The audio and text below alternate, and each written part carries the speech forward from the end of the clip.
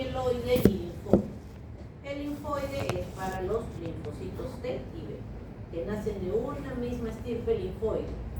A través de enzimas se diferenciarán hacia linfocitos B o linfocitos T. Por ejemplo, la adenosina de aminasa hace que esta célula se diferencie hacia linfocito T, llamado en su primer estadio prolinfocito T. Vayamos entonces en la maduración regular para los linfocitos B dentro de esta médula ósea. Recordemos que la médula ósea del fémur, de las costillas, de las vértebras, ahí está ocurriendo todo este proceso. Vean, primero tenemos una célula que se llama prolinfocito B. Este prolinfocito B va a pasar a llamarse prelinfocito B cuando ya empieza a producir sus cadenas de inmunoglobulina M. Bueno, recuerden que los linfocitos B producen todas estas inmunoglobulinas que vemos aquí abajo. La inmunoglobulina E, que es para las respuestas de tipo alérgicas. La inmunoglobulina A, que se secreta en todas las zonas mucosas, como por ejemplo los bronquios, el intestino, glándulas salivales, la leche materna, etc. Entonces, todas las secreciones contienen inmunoglobulina A. La inmunoglobulina G, que es la más abundante de todas y que se produce pues en respuestas tardías ya cuando se tiene la infección. Y la inmunoglobulina M, que la podemos encontrar en dos presentaciones. Una presentación adosada a la membrana del linfocito B, porque ella funciona como una inmunoglobulina de reconocimiento de antígeno, y también la podemos encontrar libre circulando en el plasma sanguíneo, ¿no? Cuando hay una infección y el linfocito B empieza a producir inmunoglobulina. Entonces, este prelinfocito tiene que pasar a formar linfocito B inmaduro al torrente sanguíneo. Pero no lo logra porque no hay en su material genético la tirosina quinasa de vector. Entonces, como no la tiene, este paso queda bloqueado en la enfermedad llamada de tipo humoral a gamma globulina ligada al cromosoma E. Como esto no existe, el prelinfocito está ahí, pero no existe el linfocito B inmaduro, o sea, no sale a la sangre, se ha quedado como prelinfocito acá en la médula ósea.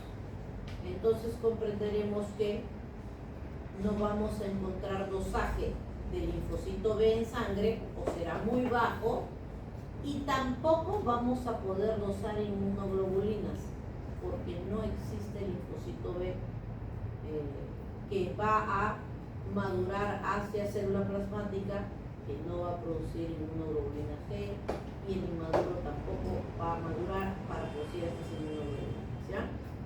El linfocito T nada tiene que ver acá, él está llevando su proceso normal en el timo y del timo a la sangre. Y en la sangre se producen pues los linfocitos CD4 y citotóxicos CD8. Veamos entonces, según esta fisiopatología, qué efectos clínicos va a tener en estos pacientitos. Las enfermedades se van a presentar a partir de los 6 meses al año de vida porque pierden los anticuerpos de mamá que han sido pasados durante la vida. La única inmunoglobulina que atraviesa la placenta es la inmunoglobulina G. No te olvides, G de gestación. Él ha nacido con esas inmunoglobulinas, pero ya las pierde en el tiempo, aproximadamente entre los 6 meses al año de vida. Entonces van a empezar las infecciones, ya van a haber cuadros artritis reumatoide light, dolores articulares, fatiga, y el niño es un niño asténico, febril, no juega, es un niño más decaído de lo normal. Pueden presentar meningoencefalitis fatales por virus ECO, como vimos esos enterovirus, y diarreas por giardia labia, ¿ya? 90% diarreas agudas, 100% diarreas crónicas.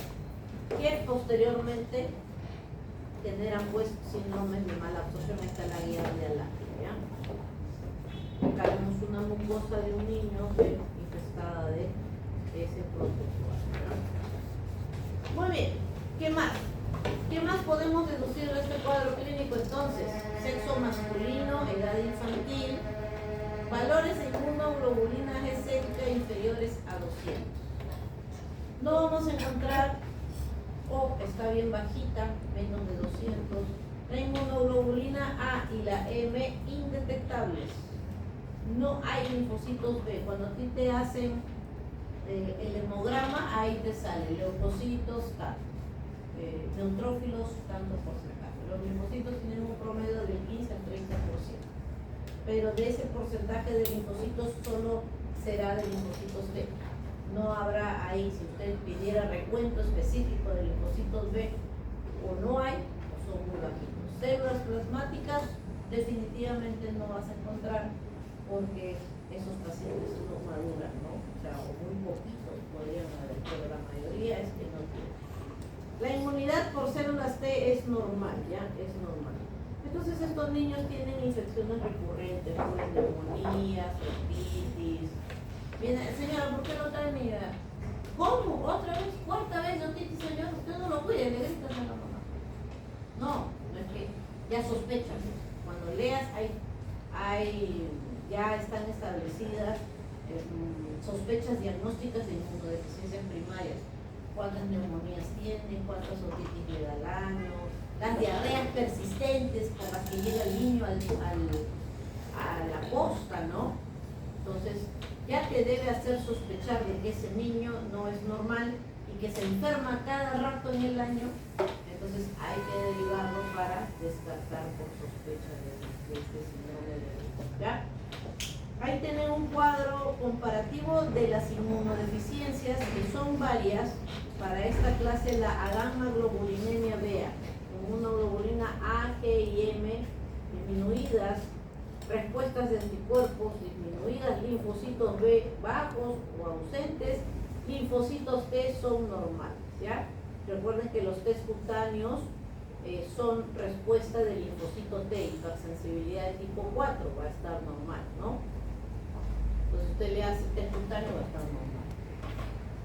Esa es la principal idea que se tienen que llevar del síndrome de Bruto. Seguimos. Miren, vean aquí, inmunodeficiencia combinada grave. Todos tiene bajo. Inmunoglobulinas, linfocitos B, linfocitos T. Tampoco va a haber respuesta porque él no produce ni T ni B. Y por ende todo está disminuido, ¿ya? Veamos la segunda inmunodeficiencia más frecuente, que es la IDB chica C, inmunodeficiencia variable común, la IDBC. Esta se debe a que en el cromosoma 17, en el cromosoma autosómico número 17, tenemos la mutación de un gen. Su nombre técnico es el gen TASI. Lo van a encontrar también con el nombre de TNFRS13B. Ese es su nombre ya más técnico, ¿no? Genético. Pero también se le llama el gen TASI. Ese gen está mutado. TNFRS significa la superfamilia de miembros receptores del factor de necrosis tumoral, así se llama, o también llamado el gen TASI, que este es el que codifica la producción de una proteína llamada TASI, transmembrane activador y calcio modulador y ciclofilina de ligando interactor. Este gen TASI produce esa proteína TASI, ¿ah? Que tiene este nombre porque activa a la ciclofilina y a moduladores de calcio, que vamos a ver en un momento, que generan señales intracelulares. Muy bien, ¿qué va a pasar en esta enfermedad? Hay alteración de los anticuerpos solubles, pues los anticuerpos solubles son la inmunoglobulina G, MA, etc. Estos anticuerpos no van a poder ser producidos porque esta falta de proteína hace que que el linfocito B se active y empiece la producción de anticuerpos y por ende no va a haber formación de células plasmáticas, porque acá hay una mutación, ¿ya? En este gen. Ahí tiene la proteína TACI, en esa imagen de este artículo. Vean ahí, es un miembro de los linfos, es una proteína, miembro específico de linfocitos, ¿ya? De la familia de los receptores de factor de necrosis tumoral. Se descubrió, dice, porque al comienzo interactúa con un ligando de calcio y ciscofilina. Vamos a tomar la lista ya. Valdeón, Benito, Burgos, presente. Cáceres, presente. Juancho, Chan, Chaupes, presente. Chávez, presente. Collazos, Estrella, presente. Herrera, presente. Hurtado, Inga, presente. Mariño. Presente, profesor. ¿Mariño? Sí. Morales. Presente. Maguera. Parodi. Presente. Pasache. Presente. Hijano. Presente. Quispe. Presente. Rojas. Vázquez. Presente. Zapata. Presente. Doctora, falto yo, la letra A. Angulo. Sí. Anaya. Presente. Angulo. Presente. Ábalos. Presente. Ya. Sí. Porque estoy mal. Ya, entonces vean. Muy bien, entonces al comienzo se detectó porque tenía estas funciones con temas de calcio y psicofilinas, pero luego se descubrió que también tenía efectos para activar a células de tipo linfocito B, ¿ya? Entonces, esta familia de gen, de factores de necrosis tumoral, llamado TACI también, podía interactuar con estas señales, las señales del factor activador de células B, BAF, y un ligando inductor de proliferación, APRIL. Ellos dos se conectan con este receptor TACI, que van a propiciar que el linfocito B pueda diferenciarse y pueda activarse para la producción de inmunoglobulinas. Entonces, recuerden que el linfocito B produce inmunoglobulinas, pero luego él también tiene que cambiar y virar hacia célula plasmática, ¿ya? Entonces, ellas envían señales al linfocito B, obviamente señales de transcripción genética, para que él genere cambios en su estructura, cambios en su producción de inmunoglobulinas, ¿ya? Muy bien, entonces estos niños presentan defectos de función del TACI, y también se ha descubierto que estas disfunciones de este gen TACI también generan autoinmunidad, ¿no? En ratones. Puede haber efectos, al igual que hace un momento, de desarrollo de enfermedades tipo autoinmunitaria, ¿ya? Entonces, estas proteínas TACI controlan la producción de anticuerpos por linfocitos B, independientemente de las células C. Veamos entonces en esta imagen dónde está el problema. No se sabe la causa, pero ya vimos que hasta en el 20 a 40% de los pacientes se debe a mutaciones de este gen, ¿ya? Entonces, tenemos que el prolinfocito en la médula esa pasa prelinfocito. Acá sí tenemos la tirosina quinasa de Bruton, no hay problema en el cromosoma sexual.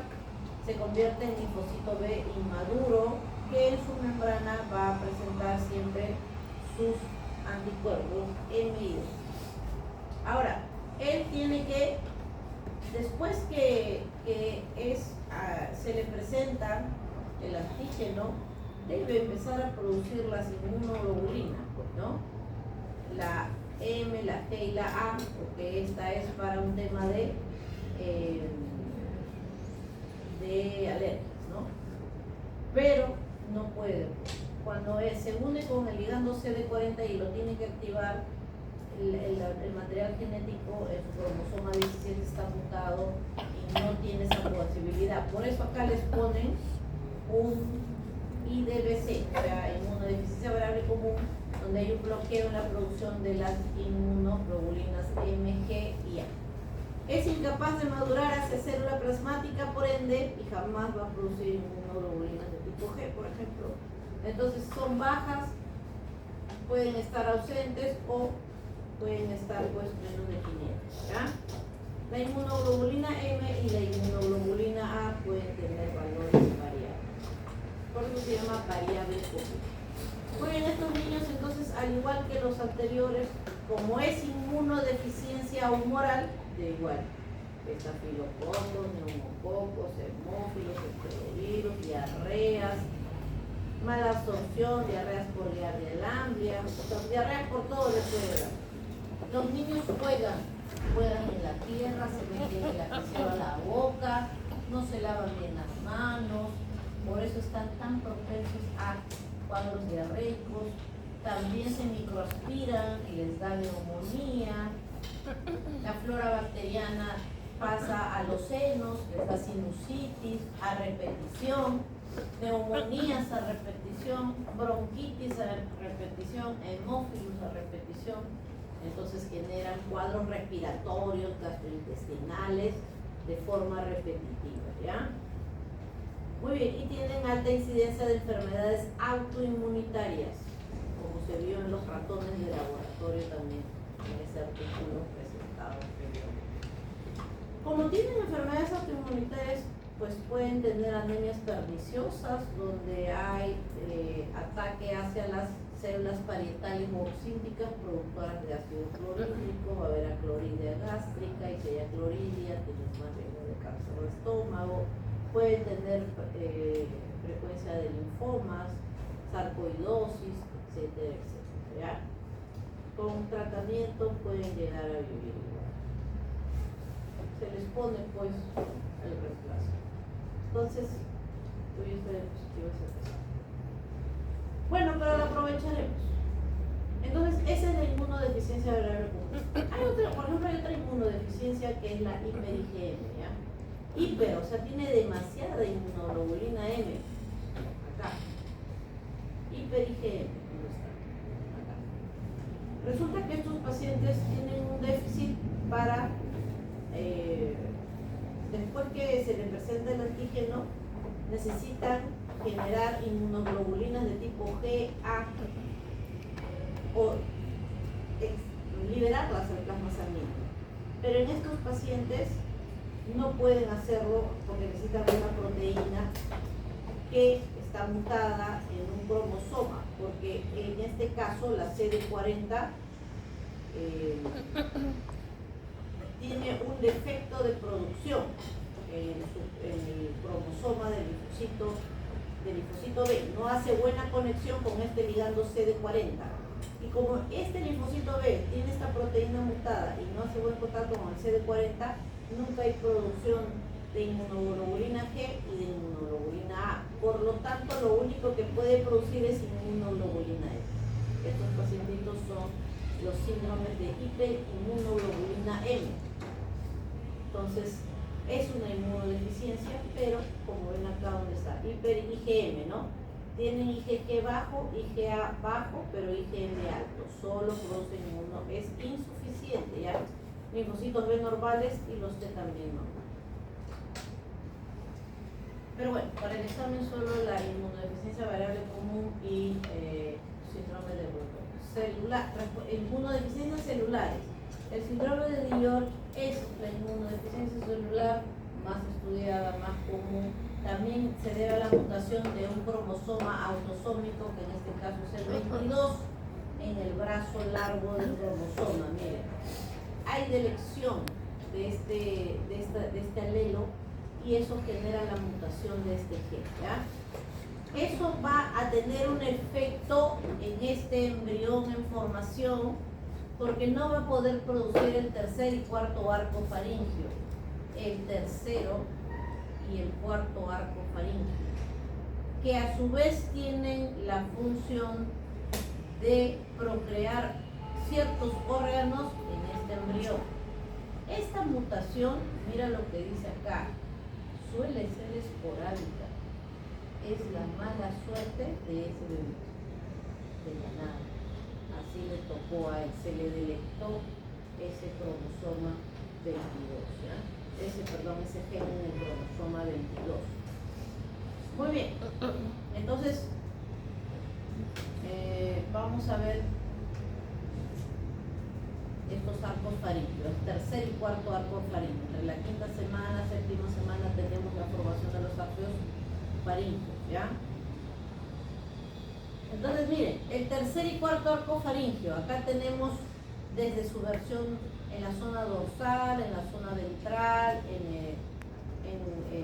para estos arcos, ¿no? Por ejemplo, miren, el tercer arco faríngeo tiene la función que de ahí derive la carótida interna, el noveno par craneal, también parte de la parte inferior de las glándulas paratiroides. Y vean, del tercer arco faríngeo a nivel ventral tenemos parte del epiglotis y el timo, miren, pues, el timo. O sea, estos niños van a tener defectos en la formación del timo. Del cuarto arco faríngeo, el arco de la aorta, la subclavia, décimo par craneal, en sus porciones más bajas, ¿no? Tiroides, cartílago cuneiforme, también parte del epiglotis. Entonces, ¿qué efectos clínicos y fenotípicos va a tener este niño al nacer? Porque va a nacer vivo y va a vivir. Va a tener una ausencia parcial o total de las glándulas del timo y también ausencia total o parcial de las glándulas paratiroides. O sea, van a tener problemas para la maduración de células T por el timo y del metabolismo del calcio por las glándulas paratiroides, productoras pues de la hormona paratormona, ¿ya?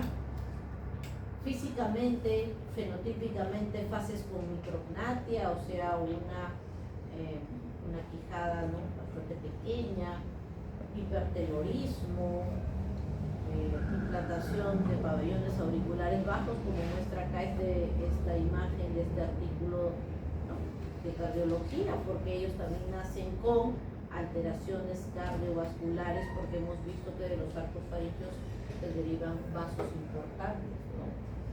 Muy bien, a nivel de la zona de la zona palatina pueden tener paladar hendido, labio hendido, pueden tener tetania por hipocarcemia y malformación de grandes vasos, ¿ya? Retraso mental débil, alteraciones como polidactiles. ¿Qué clínica van a tener estos niños? Infecciones graves y recurrentes por virus, ADNs, herpes, varicela. Entonces, nadie los va a defender contra la varicela, contra el herpes tipo 1, por ejemplo, ¿ya? Contra el Epstein-Barr, les van a ir ganglios, fiebre, constantemente van a ir, ¿no? Infecciones oportunistas. ¿Qué significa la palabra oportunismo en medicina? De que esos gérmenes, cual fuera su categoría, hongo, bacteria, mientras nuestro sistema inmunológico está bien, no generan ninguna enfermedad. Yo puedo tener cándida en la boca y es comensal. No me va a generar enfermedad, jamás. Yo ahorita camino por afuera, pasa un camión, levanta la tierra y me aspiro el neumocistis. Es insignificante para mí. Mi sistema inmunológico inmediatamente no pasa nada. Pero a ver, no tenga usted linfocitos T. Entonces, te da neumonía por neumocistis, cuando no debería, es oportunista, ¿no? Entonces, son gérmenes que en un contexto de sistema inmunológico con respuesta normal no generan ninguna enfermedad. Pero si hay inmunodeficiencia, van a generar enfermedad, estas infecciones oportunistas. Entonces, vemos acá en este cuadrito pintado, les va a dar infecciones por virus ADN, herpes virus, brotes repetidos de virus, a cada rato le va a volver a dar herpes zóster. Tiene inmunodeficiencia, herpes zóster. Hongos, el niño llega con cándida en la boca, todo blanco. Bien. Y definitivamente microorganismos intracelulares, ¿no? General, lo que hemos hablado hace rato eran bacterias extracelulares, ¿no? Que están en los epitelios, el estreptococo, el estafilococo, la chiguela, ellos están en las mucosas, en los epitelios. Pero en este caso los linfocitos T responden generalmente las células, a los gérmenes intracelulares, como lo es, por ejemplo, la micobacteria que vive en el fagosoma, ¿no? De los macrófagos. Ahí vive. Ha logrado poder vivir y quedarse allí dentro de este tipo de células. Por eso se llama intracelular facultativo. También puede estar en el extracelular, pero nuestro organismo lo elimina, por eso logra vivir dentro del macrófago, facultativo, ha aprendido a ser intracelular. Muy bien, entonces si ya no tienes linfocitos T, el Mycobacterium está feliz, te va a dar tuberculosis de cualquier tipo, cerebral, pulmonar, ganglionar, ahí te sale pus del ganglio, ganglio cervical purulento, ganglio por adenopatía infecciosa por tuberculosis ganglionar. ¿Se activa? No hay linfocitos. Porque hemos estudiado que los linfocitos T son los principales que responden empiezan a hacer el llamado de los helper, activan el macrófago y todo eso. Muy bien, pero no hay linfocitos T. Entonces, en esta enfermedad, por ejemplo, del síndrome de George, tenemos, no hay normal la producción, tenemos el progenitor linfoide normal que va a llegar a ningún lado. Porque no tiene timo. O si tiene un poquito de timo, pues habrá un poquito de linfocitos. Entonces es porque la pérdida puede ser total o parcial, ¿ya? Entonces no puede haber este proceso, no puede haber.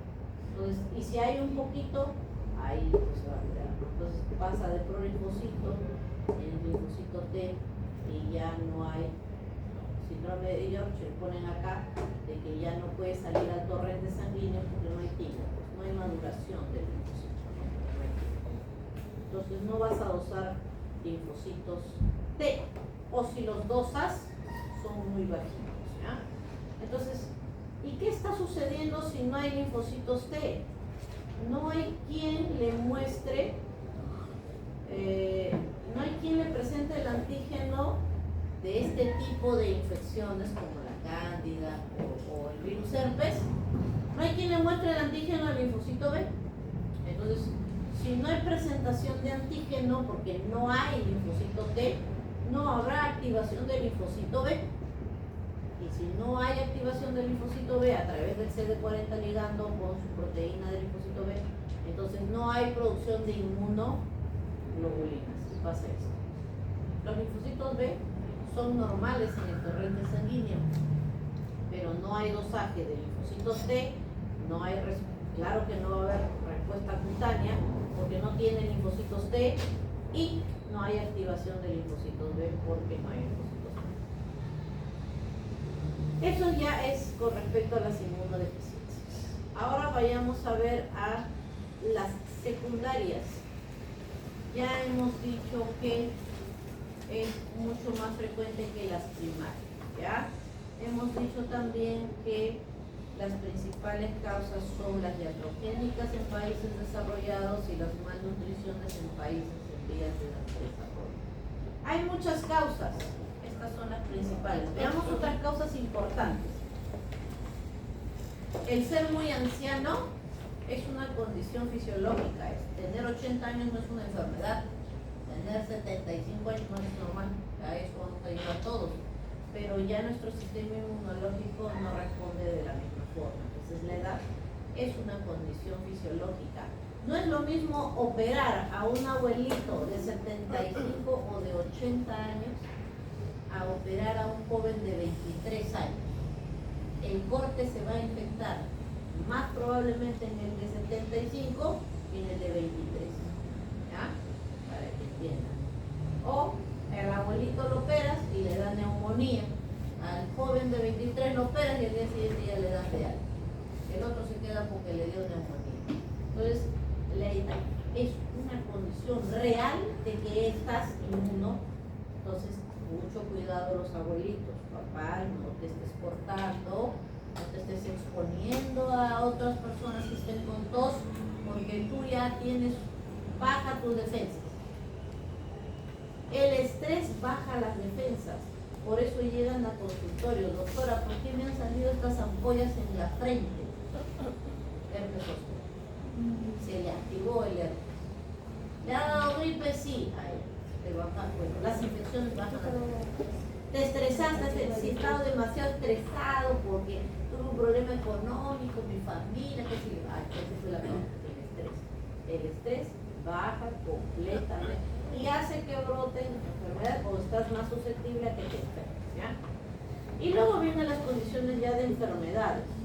La principal causa endocrinológica de lejos es la diabetes mellitus, la desnutrición, los pacientes cirróticos que no producen proteínas del complemento, son pacientes totalmente inmunosuprimidos, ¿ya?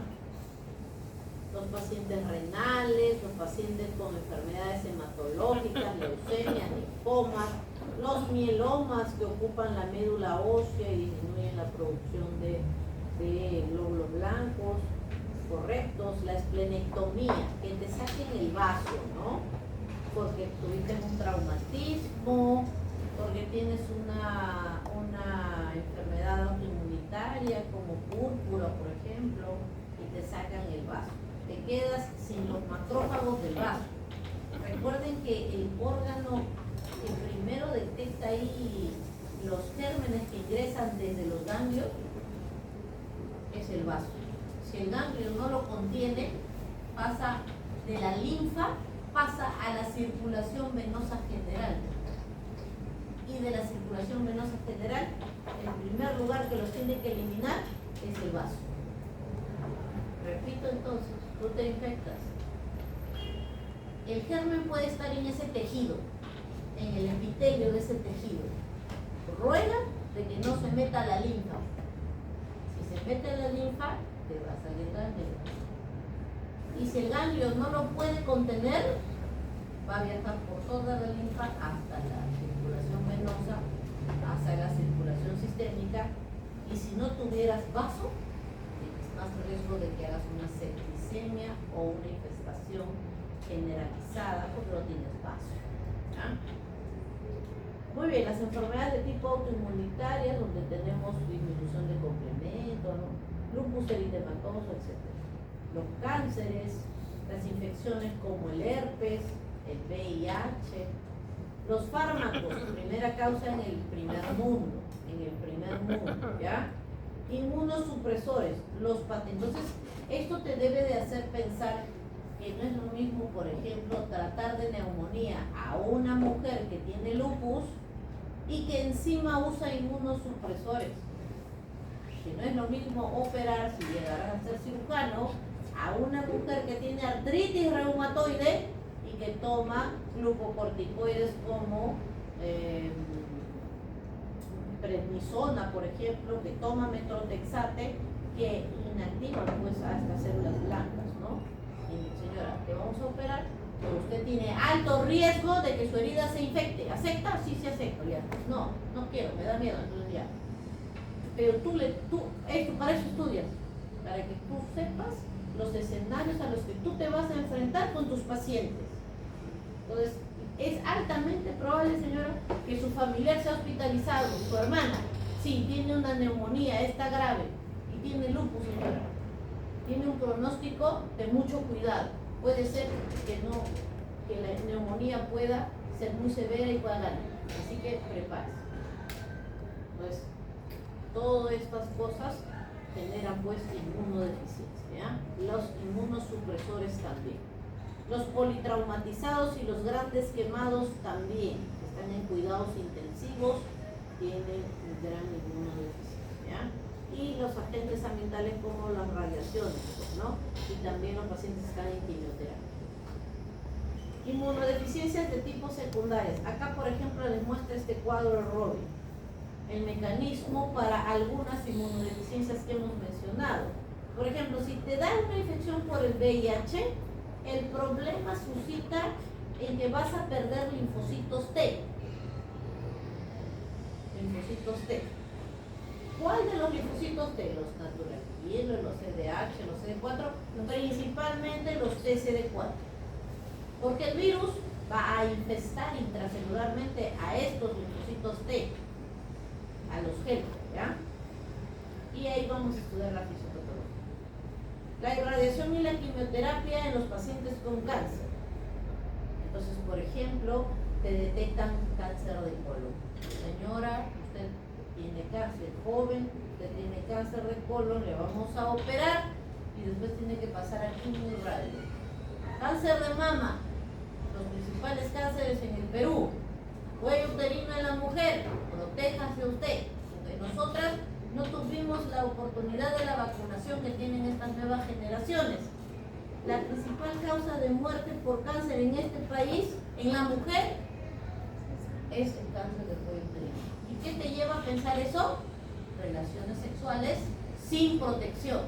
Te contagian el virus del papiloma humano, que se queda para toda tu vida ahí en tu cuello uterino y termina generando metaplasia, displasia y finalmente cáncer de cuello. Bien, entonces segundo cáncer en la mujer, cáncer de mama. Vamos a iniciar radiación y quimioterapia. Muy bien, esto genera reducción de los precursores de la médula ósea, porque se irradia la mama. Te irradia la mama, pero también te están irradiando las vértebras. Muy bien. Que la médula ósea esté afectada no por radiación, sino porque ahí le está saliendo un tumor. Por ejemplo, te dio cáncer de mama y el cáncer se metió a la médula ósea. Entonces, ahora ahí están creciendo células tumorales del cáncer te dio cáncer de estómago. Principal causa de muerte por cáncer en el Perú, que no sea sexual, o sea, nada de próstata, ni mama, ni nada, ni cuello uterino. Cáncer de estómago, metástasis a la columna. O en el varón, por ejemplo, la principal causa de metástasis a columna vertebral, o mejor dicho, el cáncer que más metastatiza a la columna, próstata, ¿no? Mama. Entonces, le da la metástasis ahí a las vértebras, todas las vértebras que hacen la resonancia ahí. Y el radiólogo pone, se observan lesiones osteoclásticas en vértebras, T1, T5, T3, D12, D1, D4, D5. Ya. Entonces, leucemias, definitivamente, los cánceres sanguíneos, las leucemias en los niños, ¿no? En los niños principalmente. Menor espacio para el desarrollo de los leucocitos y también de las otras series, anemia, leucopenia, trombocitopenia les puede dar, ¿ya? Malnutrición proteica calórica. Ya, esa es la principal causa, por ejemplo, en Perú, en Bolivia, en Haití. Trastornos metabólicos que generan disfunción de glucosa. Extirpación del vaso, países desarrollados, enfermedades autoinmunitarias, etc. De todas esas causas mencionadas, vamos a elegir una, la infección por el VIH como causa de inmunodeficiencia secundaria.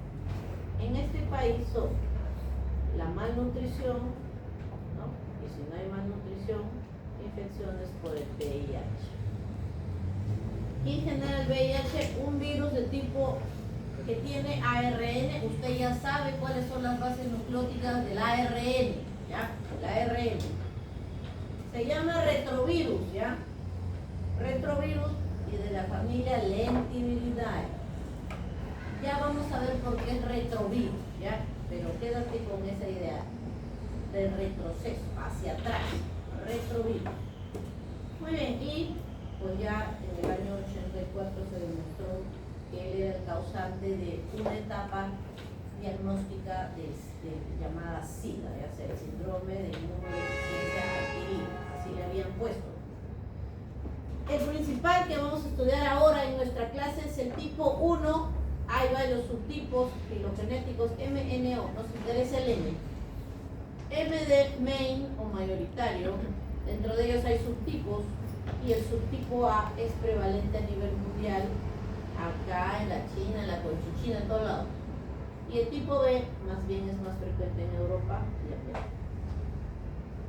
Veamos y conozcamos entonces al virus del VIH. Mira, es esférico, no es un cubo, no es icosaédrico, es esférico, como un balón de fútbol, como un limón, como una pelota de golf, es esférico.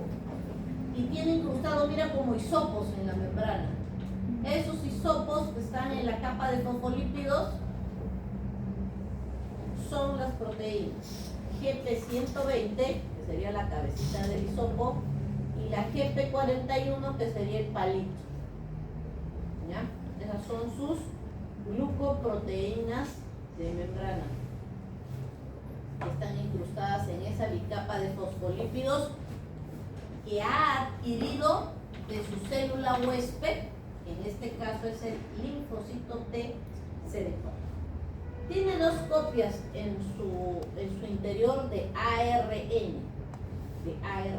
En ese ARN, ahí está la codificación para la producción de proteínas. ¿Qué proteínas usa este virus? Proteína 120, proteína 41, la que estás mirando. Proteínas para producir enzimas. ¿Qué enzimas? La integrasa, la proteasa. Toda esa codificación genética está en ese ARN. Vamos a ver entonces, sigamos viendo la estructura, ¿ya? Entonces tiene su bicapa de fosfolípidos, su glucoproteína, y adentro vamos a ver qué contiene. Dentro de ella contiene esta cápside interna icosaédrica. Mira todas las capas que tienes que pasar para llegar al ARN. Está pero recontra protegido por un montón de capas. Es como que tuvieras una pelota de fútbol y adentro de la pelota tienes esa cosa icosaédrica, y dentro de ese objeto, de ese objeto geométrico icosaédrico hay otra cosa más, como una cápsula de una pastilla, una cápsula. Y recién adentro está el material genético. ¿Ya?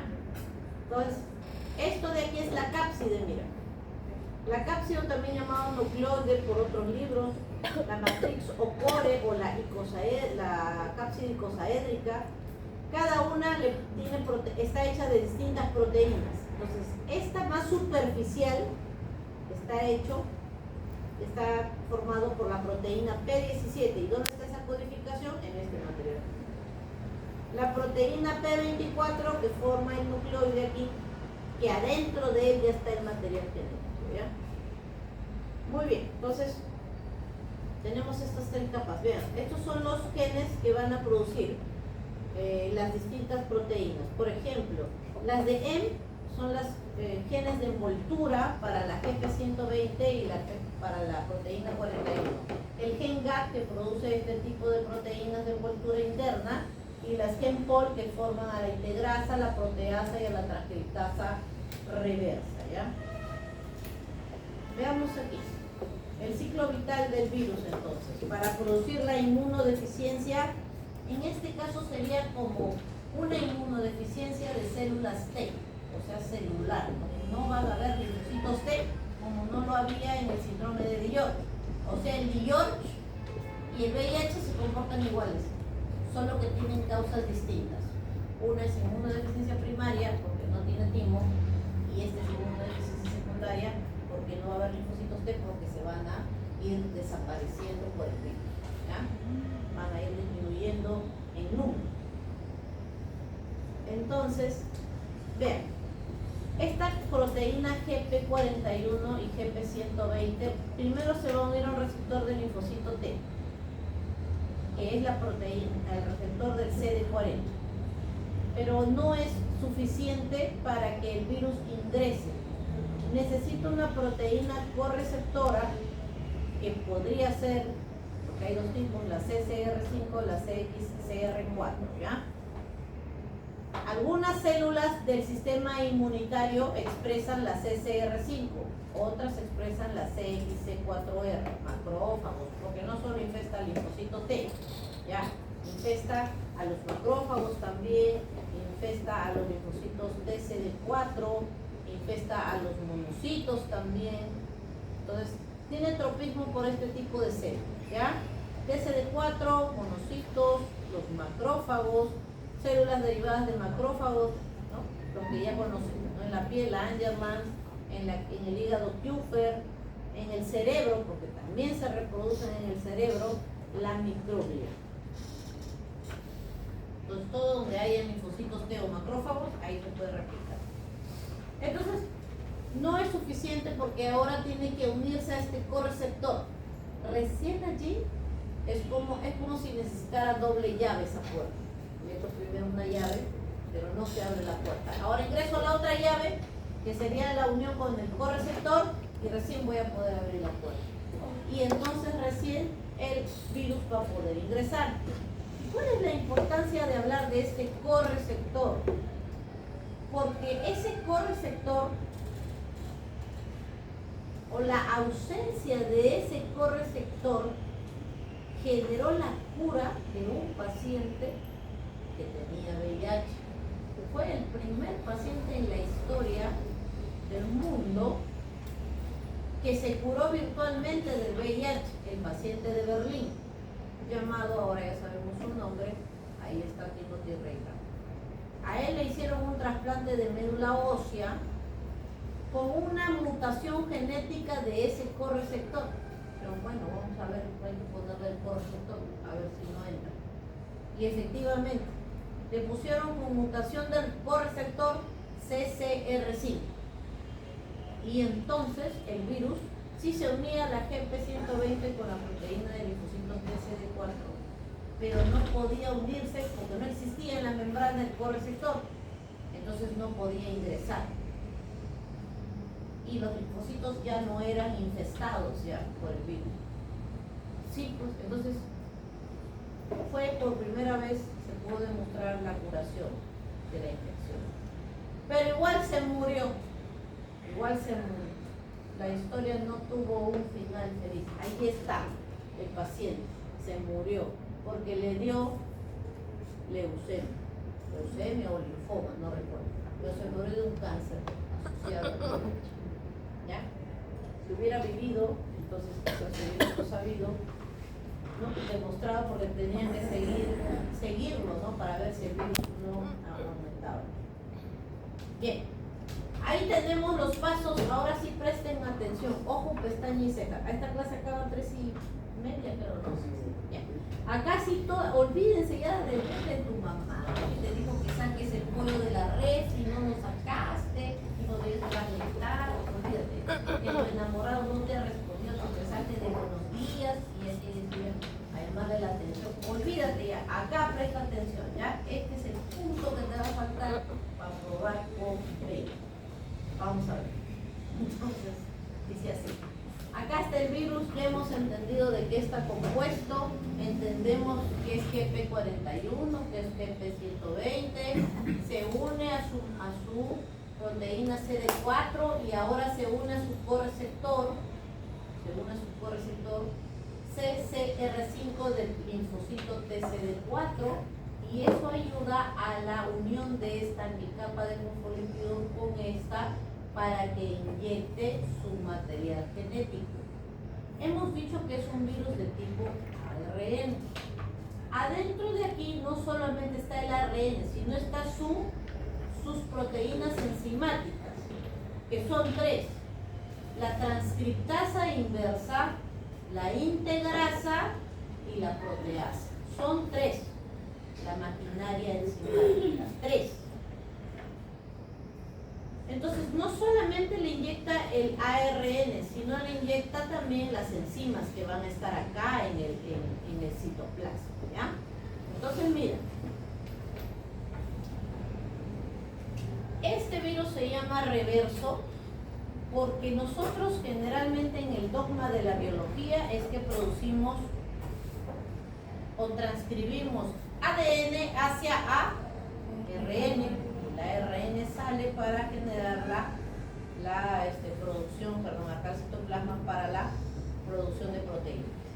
Pero él es ARN, entonces él necesita primero convertirse en ADN de doble cadena, porque nosotros somos seres que tenemos DNA de doble cadena. Entonces, él, a través de su enzima transcriptasa inversa, va a generar, al revés de nuestro dogma biológico, va a formar ARN hacia ADN. Qué increíble es este virus. Genera ADN desde el ARN. Primero genera una cadena y luego le genera la otra cadena compatible.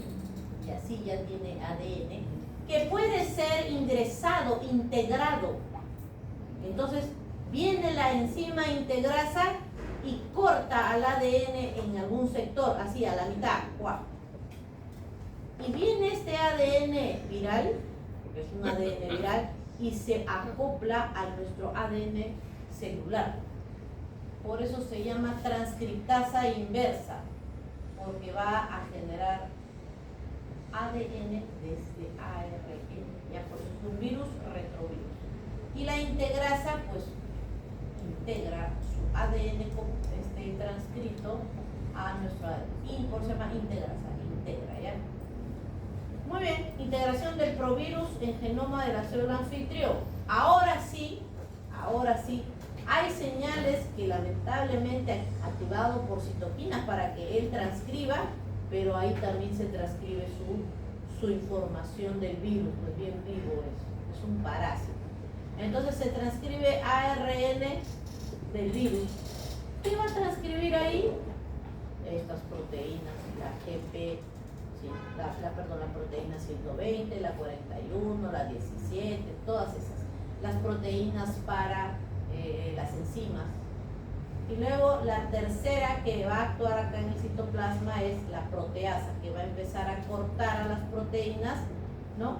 Y luego se empalman para volver a formar el virión, que va a ir a la membrana y por gemación va a liberarse otra vez.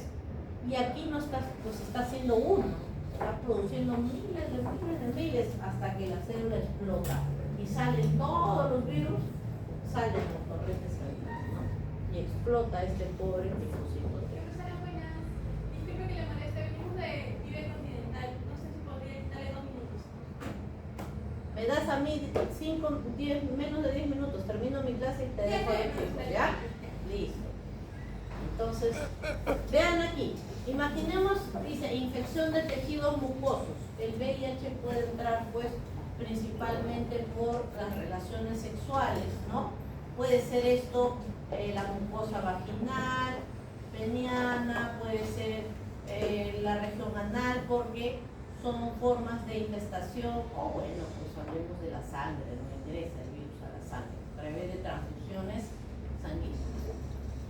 O te picas con una aguja de una persona pues que tenga VIH. Entonces ingresa el virus, ya es reconocido por el linfocito T, por la célula dendrítica, y hay muerte en un primer momento, en un primer contacto de estos linfocitos TCD4 que no lo pueden contener, va a viajar al ganglio, ¿ya? Este ganglio no lo contiene, hay infección de este órgano linfoide y luego viaja por la sangre y hay propagación, se llama la viremia. En este momento el virus va y se mete a los órganos, pueden tener reservorios en el cerebro, en los testículos, qué sé yo. Que luego es contenido, vamos a ver que luego es contenido por los linfocitos T que aumentan en producción gracias a la médula ósea, ¿ya? Hay una respuesta inmunitaria, se empiezan ya a producirlos después de 6 semanas, 4 semanas, empieza a haber la producción de anticuerpos contra la proteína, contra las proteínas de superficie, ¿no? La 21, la 120. Entonces, y hay también producción de linfocitos T citotóxicos para destruir también a las células marcadas, infestadas por el virus. Y hay un control parcial de la replicación del virus. Entonces al comienzo, ni bien ingresa, nos infesta terriblemente. Baja el conteo de linfocitos pero luego empezamos la producción de anticuerpos, la producción de linfocitos T4 y T8, y entonces CD8, y entonces baja la carga viral, ¿ya? Entramos en un estado de latencia clínica. Significa que el virus está allí replicándose, pero no tenemos ningún síntoma, ningún signo. Ojo, en este proceso de viremia, algunos seres humanos sí producen enfermedades, sí producen síntomas. Y si es que produce síntomas, eso tiene el nombre de síndrome retroviral agudo. Pero si no, no te da nada. A veces a algunos les da ganglios, a otros no les da nada. Pero ya entraron en viremia, ya lo controlaron, entran en latencia clínica y luego pasan unos 10 años, empieza la caída brutal de linfocitos T, hay más replicación. En la latencia clínica se caracteriza porque la replicación no es más que la pérdida de linfocitos T, pero ya en la etapa tardía de SIDA los linfocitos T son muy bajos y la carga viral es muy alta. Entonces se da la etapa SIDA, ¿ya? Vamos a verlo eso más adelante en otros cuadros. Entonces, vamos a ver las principales anomalías de la función inmunitaria. Mira, hay baja de linfocitos TCD4. Inicialmente tiene un ritmo anual de 50 células por minuto. Ahí se producen otras alteraciones. Miren, hay una activación policlonal de linfocitos. Los linfocitos se vuelven locos. Producen anticuerpos anti todas las proteínas. Y hay una hiperactivación policlonal de los linfocitos B, ¿ya? Al comienzo, porque ellos no están siendo infestados, sino los linfocitos T, por eso ellos actúan y están tremendamente activos. Disminuye la respuesta proliferativa frente a, recuerden que los linfocitos, por ejemplo los natural killer, tienen la función de detectar, los linfocitos TC8, de detectar células cancerosas y eliminarlas, ¿no? Por ejemplo, imagínate ahí en tu mucosa del estómago se está produciendo una mutación y pues la elimina, ¿no? En el pulmón se está generando una célula cancerosa que te puede dar adenocarcinoma del pulmón y lo elimina, ¿ya? Pero como hay baja de estos linfocitos, tienes más predisposición a cáncer. Inversión del coeficiente CD4 y CD8, entonces hay más linfocitos CD8 que CD4, cuando normalmente deben haber más CD4 que CD8. Hay disminución de la producción de citoquinas proinflamatorias del linfocito T tipo interleukina 2 y hay baja actividad de los natural killers. Esto que está aquí también está explicado de la misma forma en el Robin, ¿ya? Linfopenias, hay reducción de respuestas a mitógenos, reducción de interleukina 2, hay hipergamma-globulinemia y aumento de inmunocomplejos circulantes, ¿ya? Hay baja fagocitosis, hay baja respuesta de linfocitos T. Veamos entonces la historia natural, empezando desde la primoinfección. Entonces, usted tiene relaciones sin protección o se pincha con una aguja el lunes 1 de enero, que sería el día 0, y el virus ingresa. En ese momento hay una replicación viral muy grande, ¿ya? Entra al organismo y esto genera muerte de esos linfocitos TCD4, destrucción, lisis y cae. Normalmente tenemos siempre más de 500 linfocitos por milímetro cúbico, siempre, es lo normal. Generalmente un promedio de 1000. Hablando de valor absoluto de linfocitos TCD4. Entonces caen, mira la curva azul cae y los virus empiezan a replicar. Esta es la primoinfección, que suele sentirse, ¿no?, a las 4 semanas, ¿no?, entre las 2 y las 4 semanas. Entonces, en las quincenas de enero o a finales de enero, puede ser que no sientas nada o que sí tengas síntomas. Vamos a ver. Tenga síntomas o no tenga síntomas, luego va a pasar que te vas a recuperar y los linfocitos te van a volver a aumentar a más de 500, mira, hasta 700, 600. Y eso genera baja de la replicación porque también hay producción de anticuerpos por parte de los linfocitos B. Y mira, la replicación viral se mantiene baja. Acá está la viremia, 10 a la 3, 10 a la 4, 10 a la 5, ¿no? Copias de ARN viral por mililitro. Entonces se mantiene bajo. A partir de, ¿no? Ya tenemos acá los 3 meses aproximadamente donde hacen sus pruebas. Entonces empieza a haber este periodo donde más linfocitos T, poca replicación viral 10 a las 4 copias y te mantienes en latencia clínica.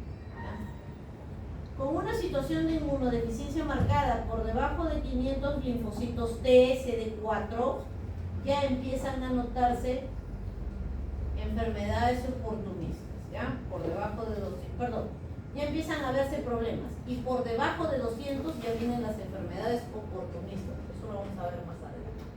Entonces hay inicialmente una replicación masiva del virus, es esta raya roja que ven aquí o guinda, y miren, después empieza a haber casi nada de carga viral, ¿ya? Durante esta fase hay entrada del virus a ciertos órganos, aquí en este momento, durante esas semanas, ¿no? Al sistema nervioso central, al tejido linfoide asociado a mucosas, debajo ahí de tus intestinos, que son santuarios virales, se van a quedar ahí. Vamos a hacer una observación, un agranamiento, vamos en esta zona de aquí. Entonces, puede ser que te dé síntomas. Dice que hasta el 30, hasta la mitad de los que se acaban de infectar pudieran tener síntomas que se van a manifestar aquí, entre la segunda y la cuarta semana, cuando el virus está que se replica, y los linfocitos caen y te va a dar síntomas, ¿ya? ¿Qué síntomas puede tener eso? Te puede dar, tuviste relaciones, te fuiste a una fiesta semáforo, fiesta de año nuevo, te olvidaste de protegerte y a las 2 semanas